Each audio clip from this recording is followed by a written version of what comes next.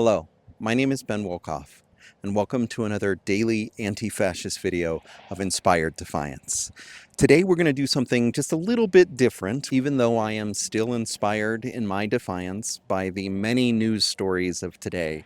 I wanted to take a step back. This weekend I saw the documentary Orwell 2 plus 2 equals 5. And while the documentary itself is likely to stick with me for a very long time, I've had some thoughts about it over the last few days that I think are ripe for discussion. The documentary itself is about half about Orwell and his life and how he came to write 1984 and Animal Farm. And the other half is talking about today's oligarchs and would-be fascists. And in that section, it juxtaposes the very, very rich and those who have a significant amount of power with the folks who are in the trenches, for lack of a better term. They are in bombed out homes, they are refugees, they are folks without access to health care, to running water. These are the folks that are actually in war zones. These are the folks that have actually had bombs go off near their heads, who have been devastated by war. And while Orwell was talking about the fascists of the 1930s and 40s, his words have deep resonance with the wars that are going on today, with the incredible wealth inequality that is rampant around our world.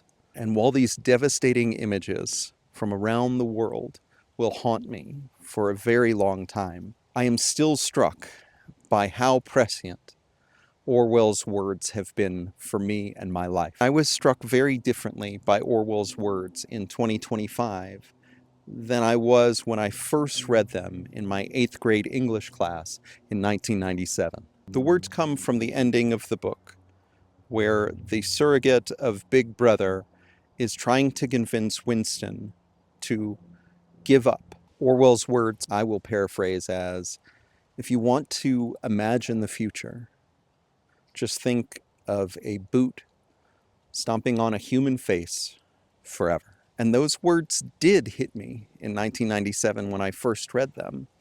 But I saw them as a warning. I saw them as something that we must not ever get to the point where that is the future. And after watching the documentary, Orwell 2 plus 2 equals 5, I realized that not everyone sees that as a warning. For some folks who hear those words, they are not empathetic towards the face that is being stamped on.